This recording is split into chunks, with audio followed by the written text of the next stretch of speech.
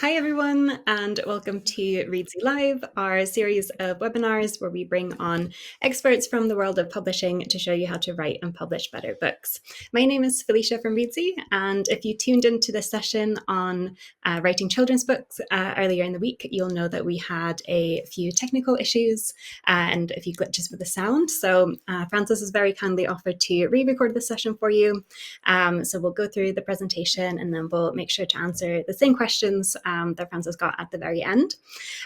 So I'd like to start by reintroducing today's guest, Frances Gilbert. She's an editorial director at Random House Children's Books, and she's worked in children's publishing for over 30 years. She's also the author of 10 picture books and works as a children's book editor here at Reedsy. Frances, welcome. How are you today? I'm very well, thank you. Hi, Felicia. Nice to see you again. Nice to see And you again. And yeah, thank you so much for taking the time to do this again with us. my pleasure. And hi to everybody. Hello from Brooklyn. Thanks for being with us here today. So today we're going to talk about some picture book basics, just completely foundational ideas about writing picture book texts.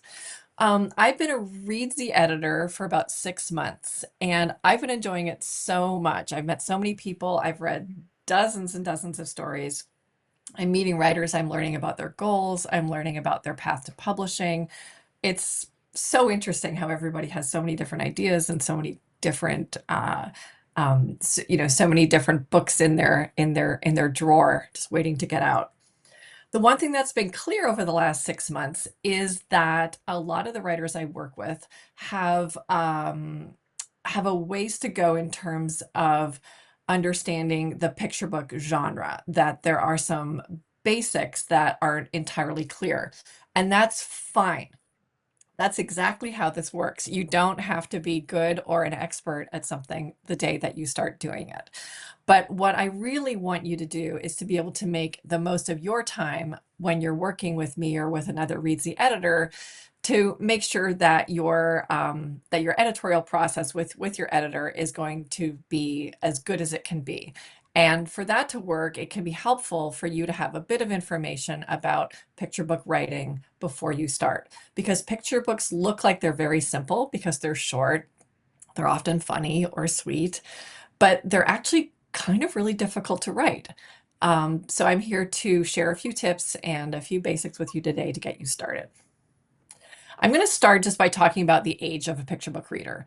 So broadly speaking, picture books are for children ages 3 to 7. And anybody who has met a child between the ages of 3 to 7 knows that that's a very huge gap at that age. So, you know, it's not exact, but broadly speaking, that's when children are reading picture books. Before age 3, they're babies and toddlers, and they're probably reading board books and they're learning early concepts, but they're not really handling a full narrative 32-page picture book text. After age 7, they're likely moving on to early chapter books. There are some exceptions to this, but generally speaking, ages 3 to 7. And sometimes I get submissions at Reedsy, and when people are describing their manuscript, they'll say it's for children ages 0 to 12. And I'll think, well, it can't be. A newborn baby is not reading the same books that a 12-year-old is. Or they might say it's a picture book for children ages 8 to 12. And I'll think, well, that's unlikely because children who are ages 8 to 12 are likely reading middle grade novels or maybe even young adult fiction at that point.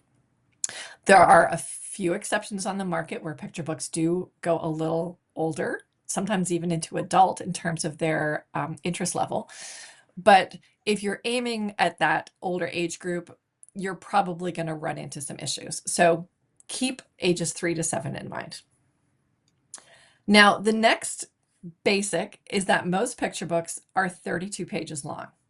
Now, I could really bore you today by getting into all kinds of details about how printing presses work and signatures and how books are bound.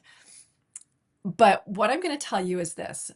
Think about your picture book in terms of 12 beats or 12 two-page spreads, because within a 32-page picture book, there are 24 pages of story. The rest of it is end papers copyright page, title page. So just keep in mind 24 pages. And if you think of it in terms of a 2-page spread side by side, 12 2-page spreads or 12 beats. If you have 12 different scenes in your story, you're good. And don't worry about it too much. This is where editors come in. If your book were acquired, your editor and your art director would plot that out with you. But this is just so that you know that you have enough story to eventually one day create a book. Now, I want to start talking about different types of picture books. I'm going to share 4 very broad categories of picture books with you today. I will say there are variations outside of this and even within these categories, but I just want you to have a general sense of how picture books are written. So the first one is the most basic. It's a plot-driven picture book. This is a tale as old as time. So going back to some classic picture books, Madeline and the Polar Express, and then some more contemporary classics such as The Day the Crayons Quit, this is simply a story. It's got a beginning, a middle, and an end. It's got a rise and a fall. It's got a resolution, and it's got a character that goes on an arc. It's a once upon a time story. In our second category, these books are character driven. So these are narratives. These do have plots, but the real hero in this is the character. For instance, Grumpy Monkey, which came out a few years ago and now has grown into a huge program of picture books, board books, leveled readers, and even merchandise. In the middle, we have Jory John's food group series, which started with one title and then grew into this whole program all about different types of food. And then going back about a decade to Pinkalicious, which came out strong. It was a huge program right out of the gate, and this is about a little girl who loves pink. So in a character-driven program, the character is really the hero. The whole idea is creating a world around this character. And these, when we're very lucky, these can turn into, huge programs like the ones you see on the screen.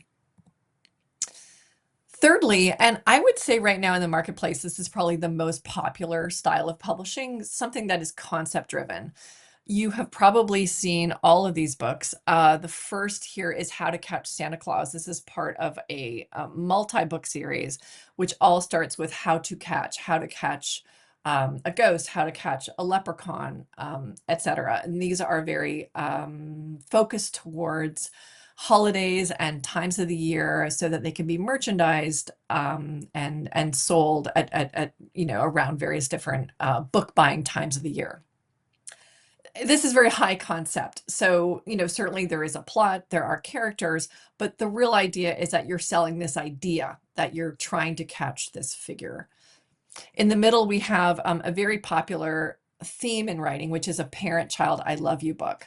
This is I Love You to the Moon and Back, which has been very, very successful. But this isn't so much a story, it's more of an ode, a poem to family love. And then, of course, we have the greatest classic of them all, Goodnight Moon. Goodnight Moon is not a narrative. There's no plot here. A baby bunny goes to bed, but that's basically it. This is basically a beautiful lyrical poem, an ode to going to sleep.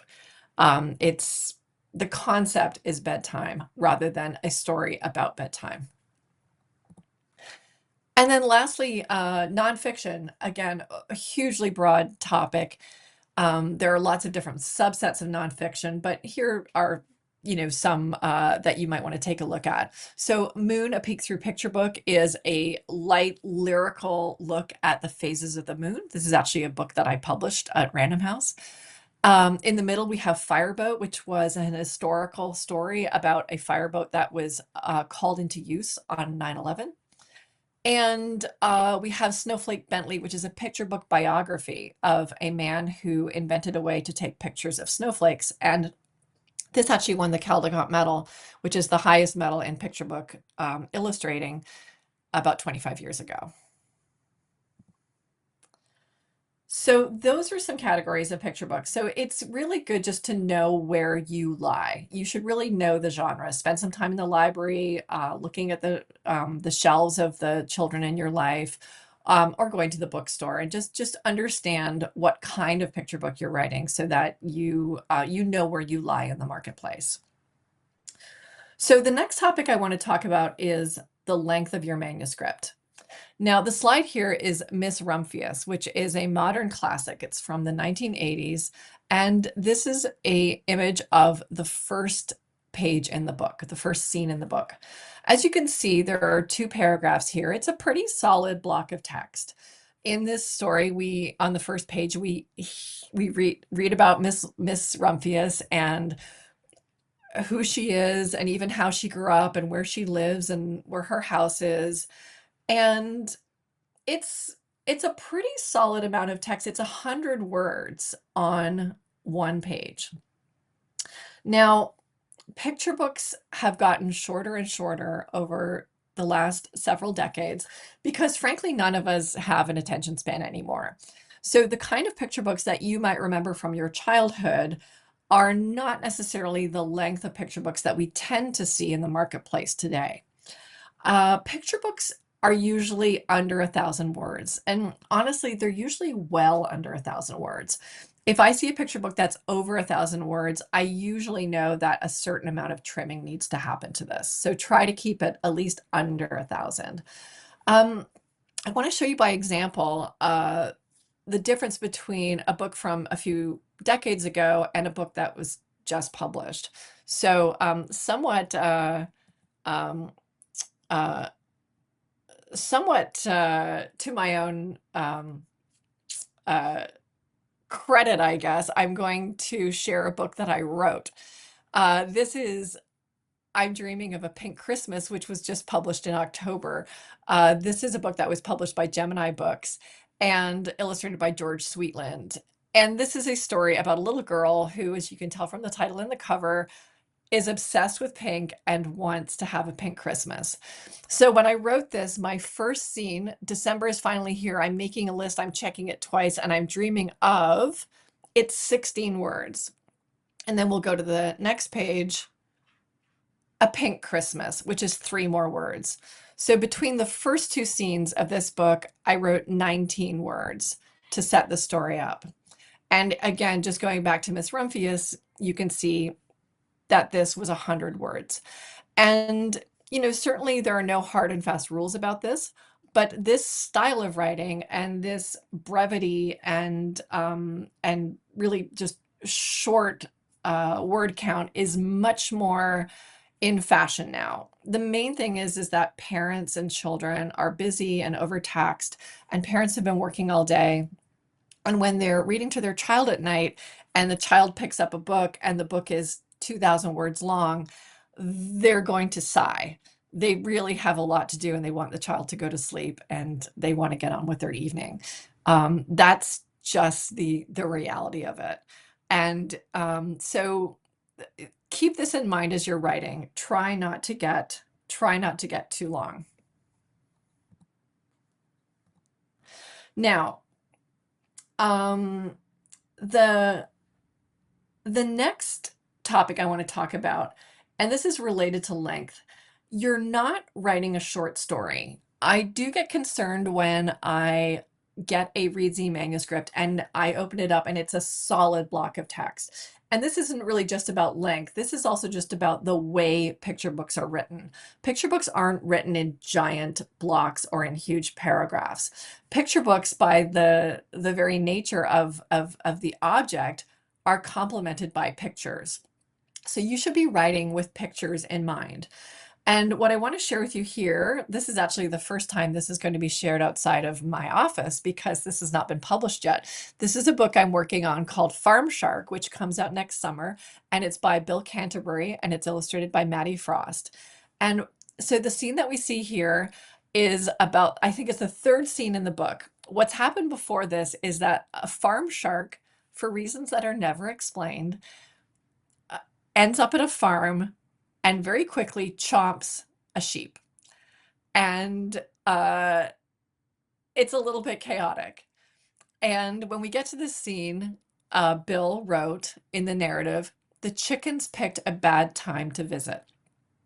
So what's wonderful about this is the brevity of it. And he's allowing the illustrations to be part of how funny this page is. Now, if Bill had been a brand new writer and did not know the genre, he might have over-explained this. So he might have said, sheep got eaten and then the chickens walked in and they didn't know what was happening, and pig said this and goat said this and cow said this, and the farm shark said, "Chomp, chomp, I'm going to eat you." As you can understand, that's not good storytelling. That's just describing a scene. That's just a report. What you want to do in picture book writing is set up the illustrations. The beauty in picture book writing is the tension and sometimes the opposite nature of what's happening in the art and what's happening in the text. So saying the chickens picked a bad time to visit is, of course, a tremendous understatement, and that's why it's funny. And then, as you can see, there's a bit of chit chat in the dialogue, and the last chicken says, "There's a weird vibe here." Just fundamentally a very funny line. And then as we turn the page, Bill writes, "The vibe got weirder." Well, indeed, it has gotten weirder because now we're in Farm Shark's stomach. But again, he doesn't over-explain this. He doesn't say, then the chickens were chomped and they landed in the stomach, and sheep was there and he said this. It's 4 words of narrative. The vibe got weirder. What's wonderful about this when you're a young reader is that it's understanding that you're a smart kid and that you know how to put these details together. A child doesn't need to be over-explained here. This is very clear that the vibe has indeed gotten very weird. And the fun for a child reading this is to see that for themselves and to say, oh yeah, this is weird. So think about that as you're writing. How is my text eventually going to be complemented by the art? And how can I use my text to basically tee up the art and understand that wonderful tension between the 2 elements of picture books?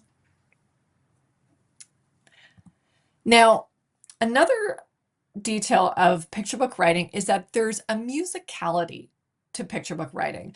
Whether it's nonfiction, whether it's funny, whether it's lyrical and emotional, there's a buoyancy and a rhythm to picture book writing. Again, it's not a solid block of text. And even if it is a sort of a once upon a time fairy tale, there's there's a lightness and there's underlying a joy to it. Now, I want to share with you, speaking of sneak peeks, this book isn't actually coming out for over a year. This is a book I'm working on right now where we only have sketches, as you'll see here. You're the first to see them. This is called If You Meet a Fairy by Julie Schroeder, who is a debut author, and Dagmar Smith, who is a wonderful and up-and-coming illustrator. Now, what I instantly loved when I first read this manuscript is that as soon as I started reading it, I was right into Julie's story. And I'm going to read this aloud. "If you happen to be picking dandelions one day and you see a mysterious hole in a tree, be careful not to say, 'I wish I was little enough to climb in there,' because if those dandelions happen to be magic and the dandelion fluff makes your nose tickly," I'm going to turn the page, "achoo, poof, you might end up as small as a mouse." Now, these are just the first 2 scenes of this book, and already we are in. We are as small as a mouse. There's a mouse on the in the side looking over this character. It was the immediacy of this that really appealed to me. The way that she says, "if you happen to be," she's already talking directly to the reader. So if I'm a young person reading this, I'm already in.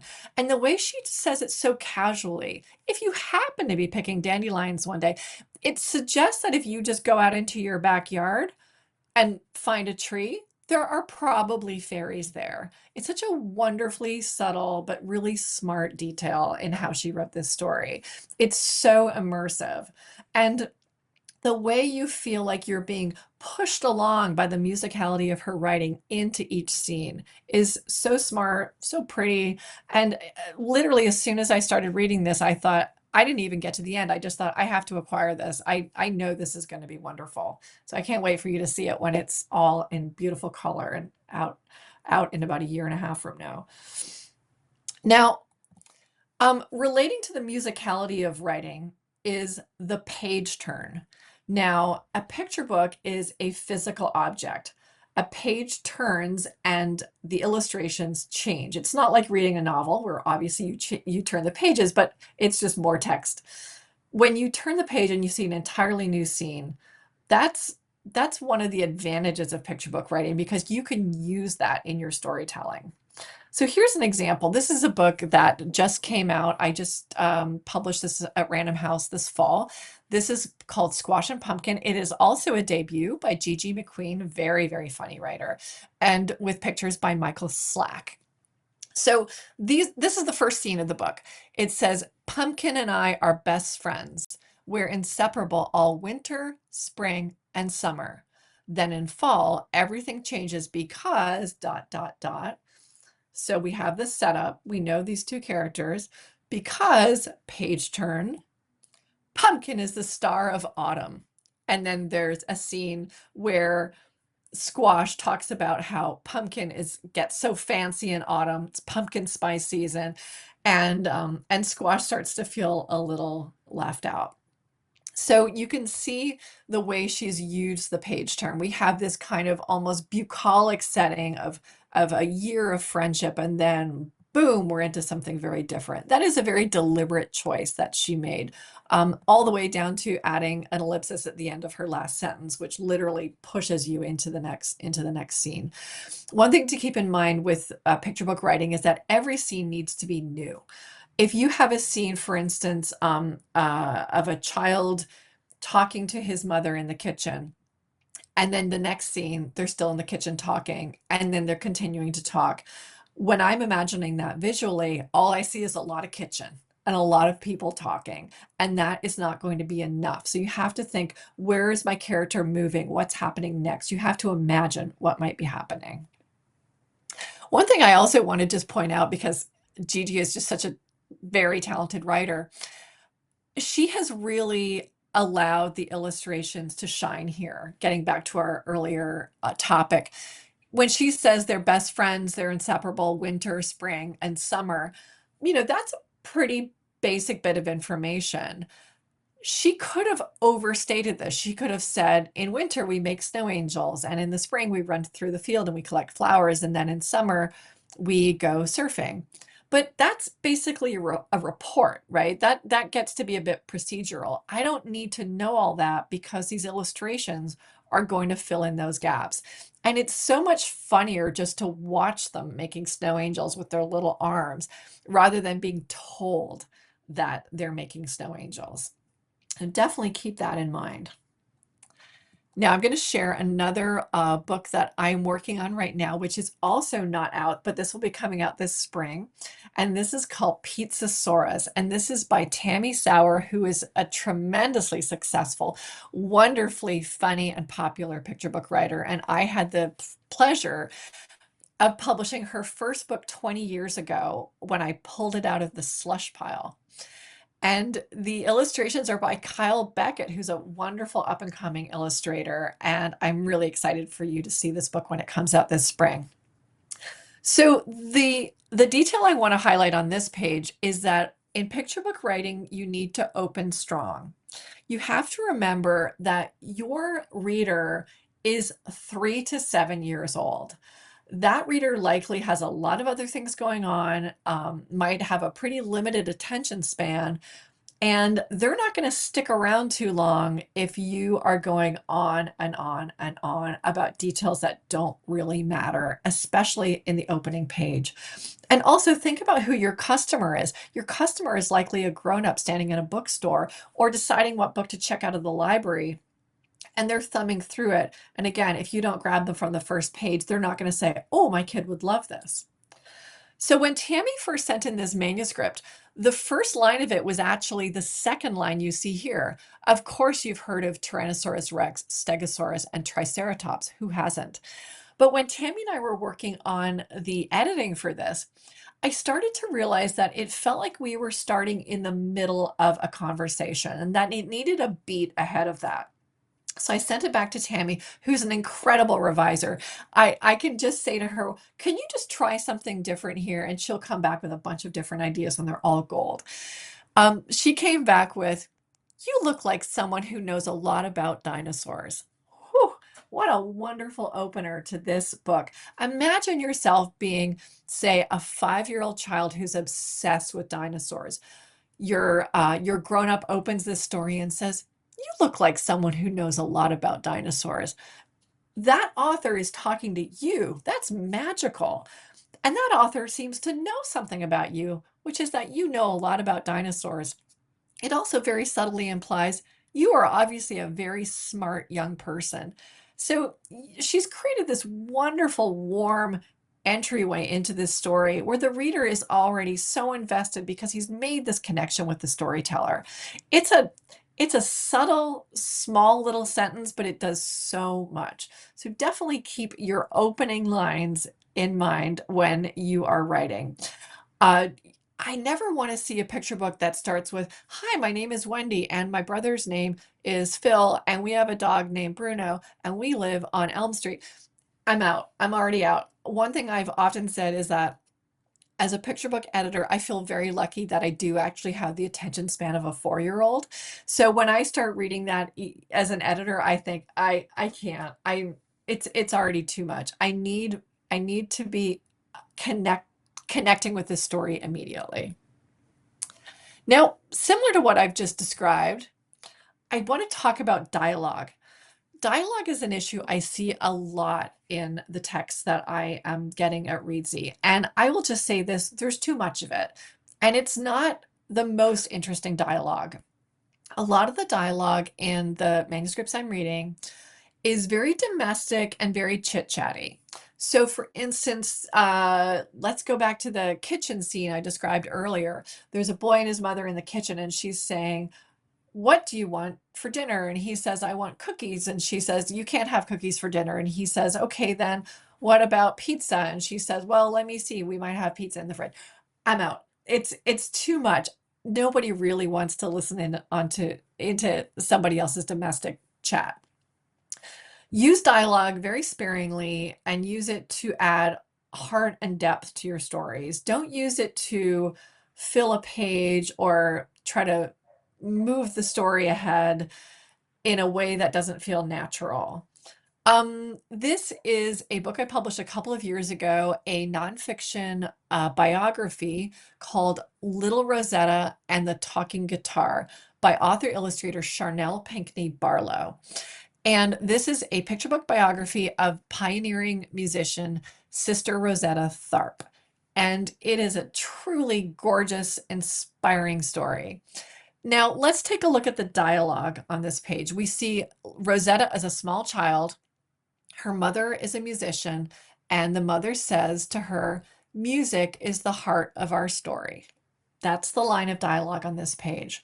This isn't the mother over-explaining music and what that means to her family or to her community. She just says beautifully, music is the heart of our story. And then on the next page, we see a scene where Rosetta is getting her first guitar, and the mother says, now you can make your very own story. She very smartly repeats the word story, so we get that call back from the previous page. Music is the heart of our story. Now you can make your very own story. It's a beautifully limited piece of dialogue. It's not a long discussion about where are we going to get the guitar and do you want to take lessons? It's pared back. There's a musicality to the way she writes. And I really urge you, if you're writing with dialogue, to take a very close look and ask yourself, do all these lines need to happen? Am I telling this in the most succinct and interesting way possible? Now, the next topic I want to talk about is rhyming. And I could talk for a couple of hours about rhyming picture books. And, maybe we could do a Reedsy seminar one day on rhyming picture books, because I will say that most of the picture books I get submitted on Reedsy are rhyming. And I've written and had published a lot of rhyming picture books. I've published myself a lot of rhyming picture books at work, and I love them, but they're very, very hard. And there are so many pitfalls. So I can't get into all the details of rhyming right here, but I'd like to talk about rhyming in general.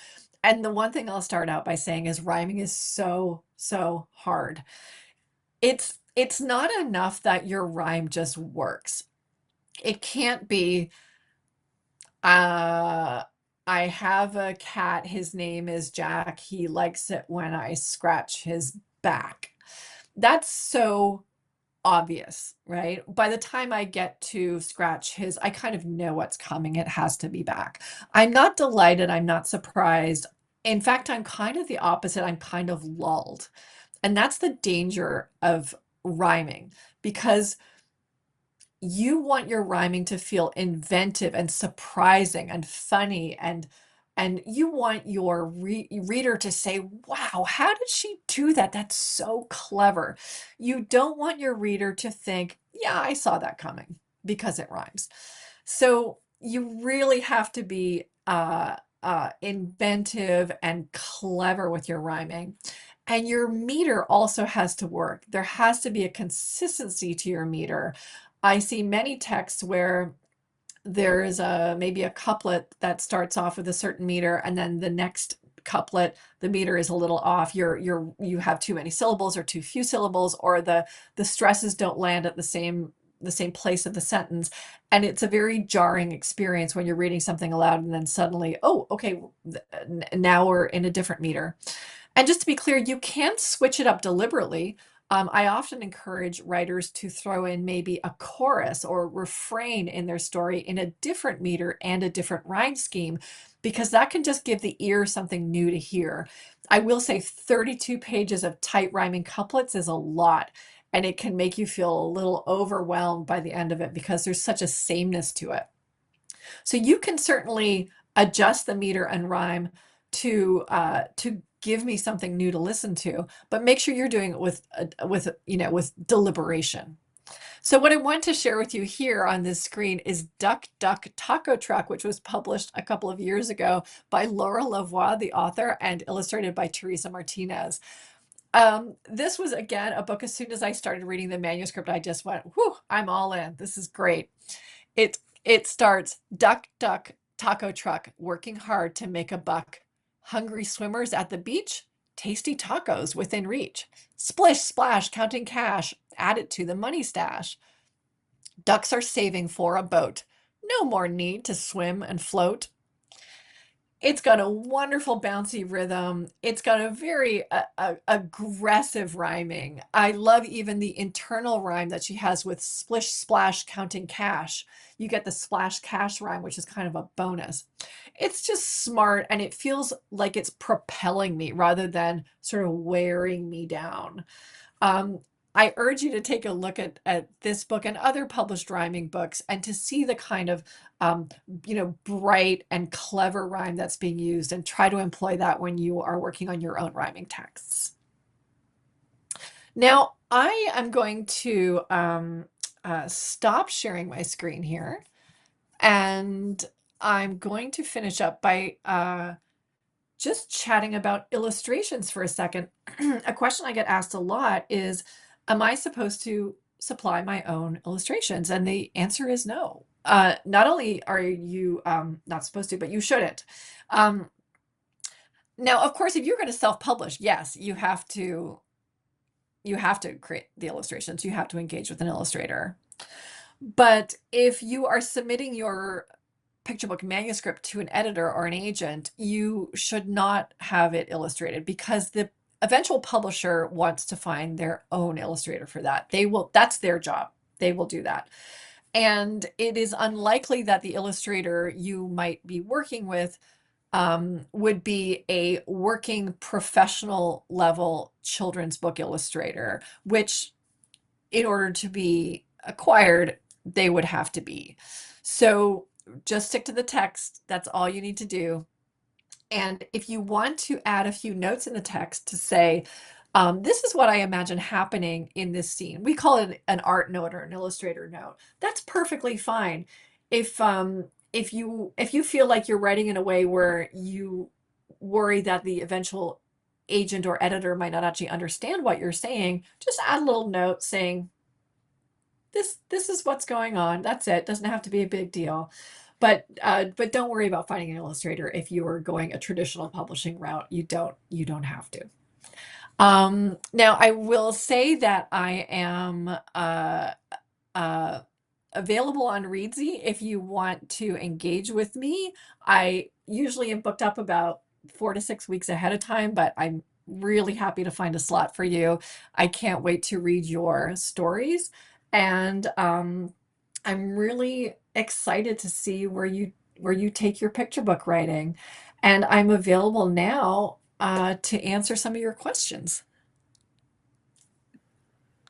Amazing. Thank you so much for that. And also for addressing some of the questions I know people had about illustrations and how that works if you're going down the traditional publishing route. So, yeah, I think you talked about this a little, and this is one of the questions we got the other day, if authors do have to supply the illustrations or concepts. But maybe we can talk a little bit about kind of picture book proposals and what a general picture book proposal looks like. Yeah, that's a really good question. Yeah, picture book proposal is pretty simple. It's basically a query letter and it's your manuscript. Your manuscript is probably only 2 or 3 text pages long, and your query letter should be succinct. It should have a very quick, grabby, bright summary of what your story is at the top. It should have a pretty succinct description of the story. Don't get into every single thing that happens. Really highlight key themes. Keep in mind, what is an agent thinking? What is an editor thinking? What do they need to know? Position your book in the marketplace. So we call these comp titles, which is a comparative title. Try to find a somewhat recently published, let's say in the last 4 or 5 years, couple of books that have been published by mainstream publishers, traditional publishers, that are similar to yours. And you can say, this would be appealing to readers who enjoyed this book and this book. And then a little quick biography about you. And if you ever need any help writing a query letter, you can hit me up on Reedsy and I will write one for you. I spend much of my day at work reading query letters. They're very technical. There's a very specific way to write them. So if you want me to write you your query letter, send me your manuscript and I will just do that for you. Nice. Heard it here first. You can reach out to Frances if you need help with that. And yeah, next question here. What's the difference between a picture book and a book for a younger reader? They seem to overlap in some ways. Yeah, I'm not sure. The younger reader, maybe, I don't know what age group the questioner has in mind here. I mean, a younger than a picture book is a board book. So those are, chunky, usually concept-driven books. There's also something called a leveled reader. I have an example here. This is actually another book that I wrote. This is a sort of a pedagogical style of publishing. It's very much about learning how to read. This is I Love Cake, which was one of a number of level readers that I've written for Random House in the Step Into Reading program. And these are incredibly basic. They have very simple sentences. They have very easy vocabulary, and all of the words in the stories need to be able to be decoded by what's happening on the page. So if there's the word purple, we need to be able to see purple so that if the child was struggling with that word, the grown-up could say, well, what's this color? And then they can decode it. So that is one style of book that is for younger readers. And I will just say that after picture books and after leveled readers, we're really into chapter books, which are sort of little short illustrated novels. Nice. We've got another user here who's asking, or she's curious about how books need to be different now compared to 10, 20, 30 years ago. As kids are exposed to so much more now, how should we incorporate that knowledge into our writing? Oh, wow, that's a really good question. I mean, certainly, as I mentioned earlier, I would say that books have gotten shorter. I think one thing that we're really seeing in the marketplace is, of course, that most people are buying their books online now. So that might be why these sort of more concept-driven books like How to Catch Santa are so popular because, think about how people are buying books if they're on a major online retailer. They're typing in a search phrase like books about Santa, and then a book about Santa pops up. So, it does make it a little harder for these sort of smaller, quieter lyrical stories to stand out. So if you have a lovely text about, a turtle who's going on a walkabout, it's unlikely that somebody is going on to an online retailer and typing in books about turtles going on a walkabout. That is simply the reality, is that it is harder to get noticed. That's not to say that you should, write all your text to search engine optimization, but just know that that is a thing. In terms of what kids are exposed to, well, honestly, I feel like reading is sort of a refuge. Um, I don't know if you necessarily want to expose your kids to too much right before they have to go to bed. But at the same time, I talked earlier about nonfiction publishing, nonfiction picture books. There are some very serious picture books about issues, about anxiety, about war, about racism. A picture book can be a very wonderful place to consider issues such as that. And it is still written with a child in mind, though, right? So you still have to keep in mind the age of the reader and how much they can handle. But I don't think you have to expose children to something just because it's going on in the world. But certainly, if you choose to write about more serious topics, that's certainly available to you, and that is something that we see a lot in children's books. Well, and on that note of kind of what the market looks like now, in a market that often favors high concept, humorous books, is there still a place for quieter, more lyrical picture books? Yes, most definitely. Um, Look, they come with a challenge because they're quiet and there's so much in the marketplace that is bright and shiny. Um, but within publishers, there are various different imprints. An imprint is basically a subset of that publisher. So I work for Random House Children's Books, and the imprint I work on is Doubleday. But there are many, many imprints under Random House Children's Books, and each of those imprints has a different style of publishing. So there might be an imprint that really focuses on the school and library market. There might be an imprint that focuses on nonfiction. There might be an imprint that focuses on big mass market blockbusters that are going to be in Target. Um, and and it takes a village. We all come together with our different tastes and our different approaches, and sometimes those approaches are driven by the history of that imprint, and sometimes they're driven by the personality or the tastes of that editorial director, and often it's kind of a combination of all those things.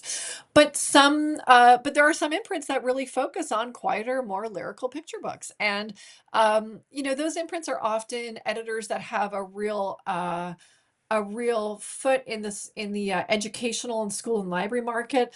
They're going to library conventions. They're talking with educators, and they're really thinking about how we can place these books in schools and libraries. They also would have a very strong connection with independent booksellers who have more freedom and ease to hand sell a beautiful lyrical picture book. And so, yeah, it's really just about finding the right home for that, and finding a space where your quiet lyrical picture book will be appreciated and supported. And that's obviously where an agent comes in, because they know us all, right? They get a lyrical picture book and they say, oh yeah, I should send that to her because that's right up her street. Nice, that's very encouraging to hear. And yeah, on the topic of nonfiction books, how do authors keep the writing succinct when writing a nonfiction picture book? Does the topic have to be super narrow, or is the information very surface level? Oh, that's a really good question. Yeah, picture book writing in the nonfiction space is so interesting. Um, I'll give you a trick that I use. I like to use the back matter, the afterword. So normally when I'm paginating a picture book, as I mentioned earlier, I've got 12 two-page scenes. I'm going to take two of those 2 pages and I'm going to set them aside as an afterword. And you'll see this in a lot of children's books where it's basically for further reading. Here's some information. I'll give you an example of about 5 years ago, I edited one of my favorite books I've ever worked on called Bones in the White House. And it was written by Candace Ransom. And it was about Thomas Jefferson and the very surprising detail about him, which was that he was an amateur paleontologist.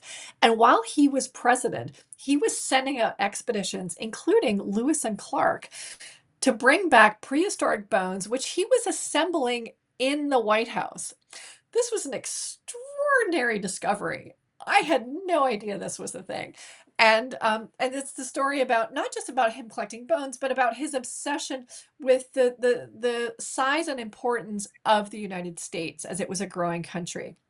He wanted things to be big and he wanted the United States to be present on a global scene. So this is also about westward expansion and the Louisiana Purchase. And as you're getting into issues of westward expansion, you're also getting into issues of indigenous people and genocide. But this is a picture book for 3 to 7 year olds. And there isn't really a way in a story about dinosaur bones to suddenly stop and talk about the destruction of an entire people. And yet at the same time, it would have been reckless to and wrong to not discuss this. So the author and I went back and forth on many different details. How are we going to talk about this when what we're talking about right now is dinosaur bones? And so we included it in an afterword and we did a very dense afterword. I was so proud of it.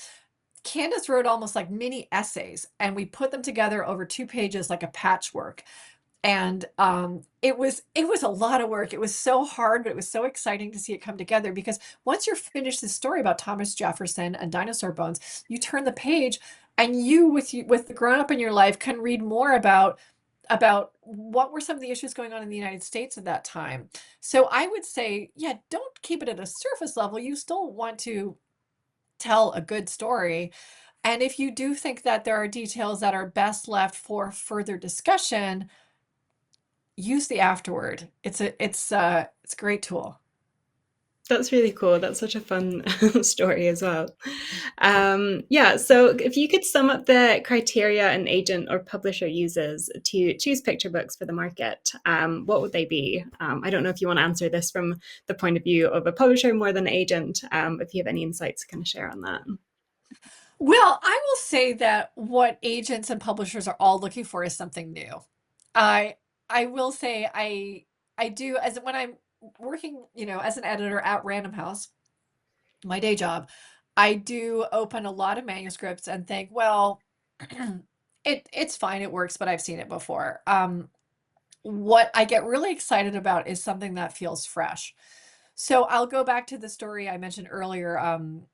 If you meet a fairy, there are a lot of fairy stories on the market, but the angle of the idea that you are going to meet this fairy, the immediacy of that story, as soon as I started reading it, in addition to the fact that it was obviously beautiful writing, I just thought, oh, it's a new idea. And I think that's really what we're all looking for. Sometimes it can be a time-honored theme, but it's a fresh take. When I was working on I'm Dreaming of a Pink Christmas, there are a lot of Christmas books out there, but I couldn't find a pink one. And I do really love the color pink and I love Pink Christmas. So when I pitched this to my editor, I will actually tell you I was in the car with him and because he's someone I'd known for a long time, and he was driving and he said, what are you writing these days? And I said, I've got this idea for a manuscript about a little girl who's obsessed with making Christmas pink. And as he was driving, he said, yeah, I'm going to publish that. And so that really is how we make our decisions. We're consumers too. It's about saying like, oh, that's new. And it's also, look, it's a commercial venture. It's about saying I could sell that because ultimately that's how I get to keep my job. And agents are the same. How am I going to go out with a big project that is going to keep my agency afloat? So I would just say, like, keep it new. Always keep thinking about a fresh angle on something. That to me would be the most important. That's really good. Yeah, I can see lots of little kids kind of getting excited about the idea of a pink Christmas. I hope so. All right. I think we'll end on this last one because we got some very nice feedback from one of the users when we did the live session. He said, Frances, excellent presentation. This information I wish I had known before I started self-publishing. What tips do you have for querying agents after editing? Hmm. Well, I love that you said querying agents after editing because you should certainly not query agents before you edit. If you're going to go through the time and the effort to query an agent, you need to know that your manuscript is in tip-top shape. I would say certainly do the research and find out which agents are open to submissions and also what kind of books are they, or what kind of texts are they looking to acquire. All that information is out there. I'm sure if you just Google children's picture book agents, you will find many articles and, Reddit threads about such things. And so, make sure that the agent you're querying is working in the kind of writing that you are. Make sure they're open to submissions. Make sure you pay close attention to their guidelines. Every agent is different, and this is all spelled out on their websites. So all that information is out there. And make sure you have a really tight query letter that doesn't, go on for too long. Just imagine that the agent is as busy as you are, and she's not going to sit there reading every single word of a 2,000 word letter. She's going to be scanning it and going, okay, okay, okay. So you just really want to make it easy for them. And yeah, and just, make sure you're pitching them something that is going to make them go, ah, okay, I I want to know more about that. That's very good advice. And yeah, thank you so much for answering all these questions and for a really great presentation. If you are interested in working with Frances, as we mentioned, you can find her on the Reedsy Marketplace. And yeah, do you have any final words for our viewers before we close up? Oh, well, just thank you so much for spending time with me today. I really hope to see you on Reedsy. I'd love to work with you. I'm also on Instagram at Picture Book Writers, and you can find me there. I post about picture book writing tips. And I think the last thing I would say to you is that you should just have fun with your writing. I often hear from writers that they're really stressed out, and picture book writing should be joyful, and that will come through in your writing. Don't sweat small details. Just, just really be your most creative self when you're writing and have a lot of fun with it. And I'll look forward to reading your stories. All right, amazing. Well, thank you so much again, Frances. It was really great to have you on. And yeah, thank you for taking the time to re record it. All My sincere pleasure, Felicia. Thank you for having me. right.